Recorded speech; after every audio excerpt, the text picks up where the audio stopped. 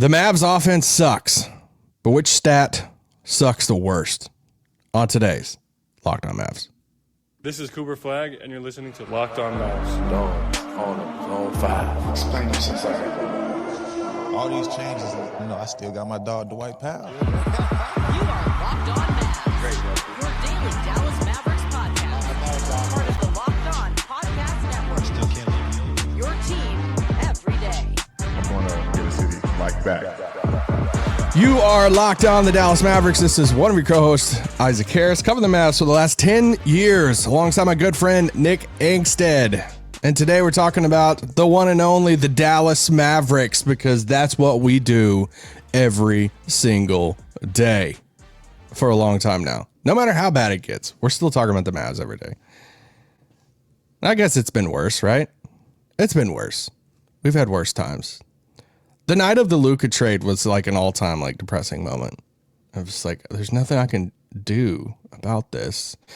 But here we are. Mavs are 2-5. They play the Pelicans tonight. The Pelicans suck. The Mavs offense has sucked. And here we are. It's just going to be an awesome one. Mavs have to win this game against the Pelicans. But I want to talk about the offense. Because the offense for Dallas, it's pretty tough right now, man. Like, it is in a very, very tough spot. And we knew the Mavs were going to struggle on offense. Didn't know they were going to struggle this bad. Obviously, Kyrie has been out, but still, AD has played some. Then he's been hurt. Lively has been hurt. But this goes beyond like before AD was hurt. Like, this offense was struggling. This offense was horrible. So I kind of wanted to look at it and be like, all right, instead of just throwing the blanket statement out there and be like, hey, the Mavs offense sucks.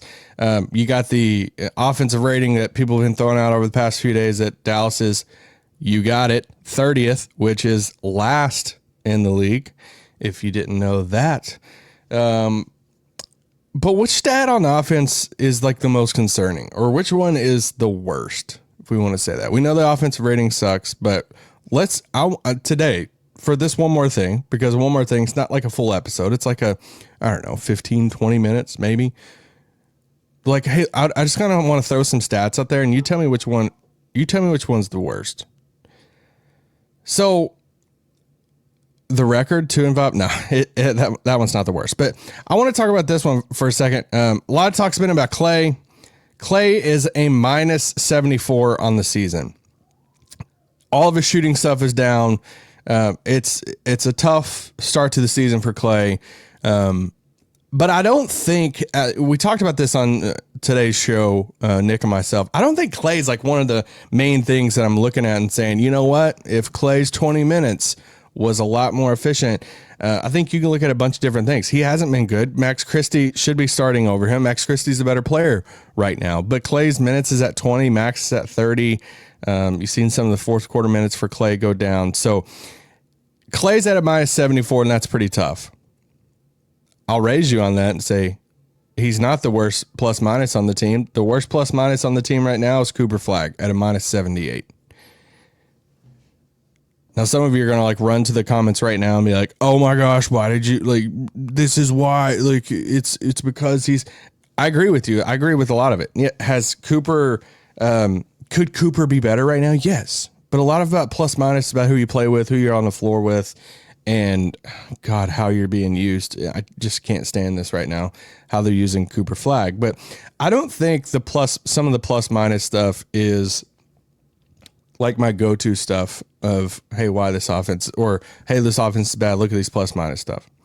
Look who's on the floor. Here's one for you. And this backs up the eye test. This is something, if you, I have tweeted out multiple times during the game, said it multiple times on the show. I'm like, dude, the Mavs just got to run, man. The Mavs got to get out there and transition. They got to run. That's when they score points. That's when they're doing their thing. That's when they're at least putting points on the scoreboard, is when they're in transition, because they can't run half-court offense right now because they don't have a point guard on the floor sometimes. And they traded away a half-court offensive type of guy. So half-court offense, it's like eye test tells you man, they really struggle in the half court. They can't, they got to stay in transition. They can't go in the half court because they can't run any type of offense in half court and slow it down. Well, the numbers back it up because points per possession in the league, the Mavs are 29th in the half court offense. 30th is the New Orleans, or no, sorry, that's a different stat coming up. The Pelicans are 30th and the Mavs are 29th. 30th is the Pacers. You know who the Pacers are missing right now? All of their point guards. Wow. Halliburton, Nembhard, TJ McConnell. Except they actually have point guards on the roster. They're just hurt. Dallas has some point guards. They just don't play them. And they didn't invest into another or more off-season resource to get another one in there. But, you know, you're like, hey, is transition even any better? You said the Mavericks need to stay in transition. Yes, they are. Points per possession in the league and transition offense in the NBA right now. Dallas is right in the middle of the pack. They're not top 10. They're not in the top 5. But you know what? That's one of the only offensive things that is looking okay right now is when they get out in transition, they score buckets. And that's something they got to just keep doing because they just can't score in the offense. I think that's one of the telling things is half court offense.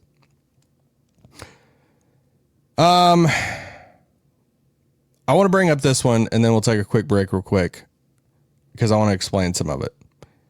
Field goal attempts per game. So how many shots do you get up a game as a team? The Mavericks are at 85 shots a game. Some of you are like, I don't have any context for that. Is that bad? Is that good? Not good. The Mavericks are 28th in the league. 28th in the league at field goal attempts per game. Means they're pretty bad at just generating shots and getting shots up. And on top of that, they're the 4th highest paced team in the league. As far as pace, how fast you play and all that stuff, they're 4th in the league. So they're playing at a high pace and they're not generating shots. That math isn't mathing. Let's take a quick break. This podcast is brought to you by our good friends over at Quo. Quo. I think I said it right. Quo. One of the tools that helps you make a huge difference for business owners is Quo, formerly Open Phone. It's the same great business phone system you've heard me talk about before. Me and Nick have talked about Open Phone a lot, but now it's Quo just with a new name, and here's why it matters. Every missed call is money left on the table. Whenever customer conversion counts, you need a phone system that helps keep you connected 24/7. Quo is the number one business phone system that streamlines customer communications. It works right through an app on your phone or computer, so no more carrying 2 phones or relying on a landline. Whether you're a solo operator juggling everything as part of a larger team, or Quo makes it easier to stay responsible and professional. See why over 90,000 businesses trust Quo, formerly Open Phone. Get started free and get 20% off your first 6 months at quo.com/LockedOnNBA. That's QUO.com/LockedOnNBA. And if you got existing numbers with another service, Quo will port them over at no extra charge. Quo, no missed calls, no missed customers. This podcast is also brought to you by our friends over at Rippling. If you're a business owner, here's the truth. SaaS promised to make it work easier, but now the average company is buried by hundreds of apps that slow down your teams and simply don't work together. That's not SaaS, that's sad. Software as a disservice. That's why you need Rippling. Rippling is unified platform for global HR, payroll, IT, and finance all in one place. They've helped millions of businesses replace the mess of disconnected tools with one system designed to give leaders clarity, speed, and control. Everything from onboarding to payroll to IT access runs automatically and perfectly in sync. And right now you can get up to 6 months free when you go to rippling.com/LockedOnNBA. Learn more at rippling.com/LockedOnNBA. That's rippling.com/LockedOnNBA for 6 months free. Shut it down! Let's go home! Oh. Let's go. All right, I was talking about pace and some field goal attempts. Mavericks are 4th in the league in pace. That could have changed since I pulled that stat yesterday on November 4th before the games that played last night. But 4th in the league in pace, 28th in the league in field goal attempts per game. That's not adding up. So you got to be able to generate shots, and you're playing at a fast pace. That tells me that you don't have the right players on the floor that can generate the shots, that you're kind of just playing chaotic basketball, and you're just kind of like looking at each other and getting down to the last of the shot clock. And it's like, all right, hot potato, who has the ball, and trying to figure out who's going to launch a bad shot. I think that's a pretty telling stat, to be honest. Pretty telling stat. Another one for me here is some of the shooting stuff. So, talked a lot about this Princeton offense, this Jay Triano flow offense of, it's not an isolation offense. You run it through the big, you run a lot of movement. People are just moving nonstop, cutting, getting to the open corners. They like to try to generate shots, layups or free throw line or corner threes. That's like the 3 main spots of this offense that they try to generate shots for. In order for this offense to work, you need a couple things. You need a big man who can run, who is smart enough, who is good enough to run an offense through. When healthy, I think AD is good enough to do that. All right. He's one of the best bigs in the league. So let's just put a check by that. If you're going to run this offense, you got the big to do it when he's on the floor. The next thing you need in this offense, in almost any offense, is shooting.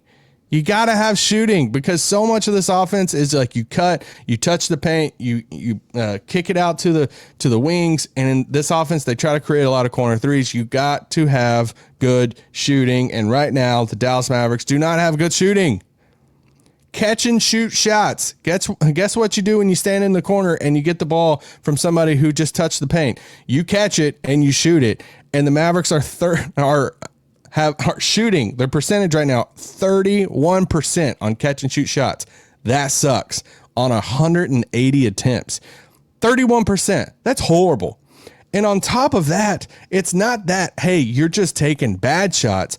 On unguarded catch and shoot shots, 84 attempts. You've had 84 unguarded catch and shoot shots, shooting 29%. Woof. And let's take it a step further.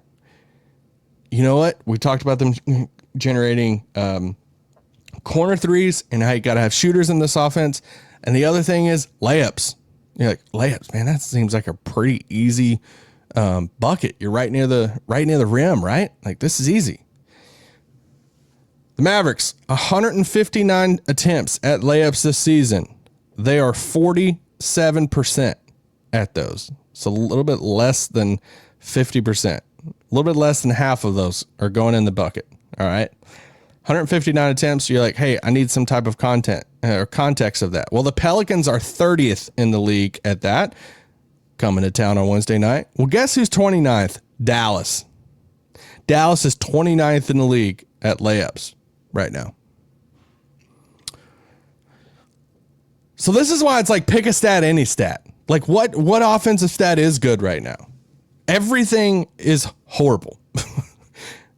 You're not generating shots. You're playing at a fast pace, but you're not generating shots. Your half-court offense is literally one of the worst in the league. When you get out in transition, it's a little bit better. You're at least middle of the pack. Your plus minuses are just absolutely horrendous outside of a D'Angelo Russell, outside of some combinations with Max Christie. When it comes to your shooting, your catch and shoot shots, you're shooting them at 31%, which is horrible. If you're unguarded, it's worse than that. It's 29%. And on layups, you're shooting 47%, which is 29th in the league. We're 7 games in. I get that there's injuries. AD's been out and Lively's been out, and obviously Kyrie stuff's still out, but the offense shouldn't be this bad. What changes will happen? Which stat of those is the worst? I'm going to go out on a limb and say field goal attempts per game, I think, is mine. Because if you're attempting one of the least amount of shots per game in the league, then you got to be really efficient and you got to have kind of like a maestro out there just orchestrating stuff, and you're getting just incredible looks. And yeah, you're just playing really efficient basketball if you're not generating a ton of shots. But they're not that. And I don't think they'll be that because of how the roster is made up. I think they need to take a ton of shots. I think if everyone was healthy and they're playing like super fast, they're generating a ton of shots, I think that's kind of like a formula, but you got to have a point guard on the floor to do that. So anyway, we'll see what changes are made. There's not a good offensive stat right now. Hopefully those just, and I want to point out this, I think a lot of these stats for me that I threw out there are not solely dependent on the injuries. Like I seen a stat the other day rolling on Twitter of like the paint differential of points and stuff throughout the league. And Dallas is like one of the worst teams in the league with that. And it's like, I don't really hold that to the highest standard right now because a lot of the paint stuff is going to come from Anthony Davis and Dereck Lively, who are hurt right now. So I'm not like saying that that's like the worst stat in the world, because that's obviously going to be pretty bad and stuff right now.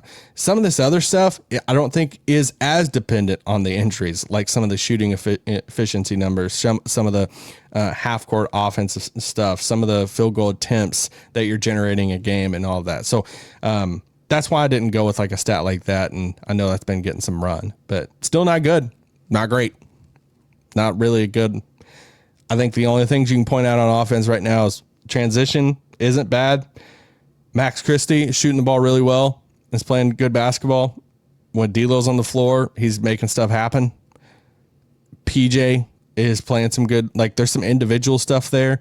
I think outside of those like four things, there's not a ton that's working on offense. So now we'll see if Jason can make some changes. We'll be back tonight with a post-game pod after the Pelicans game.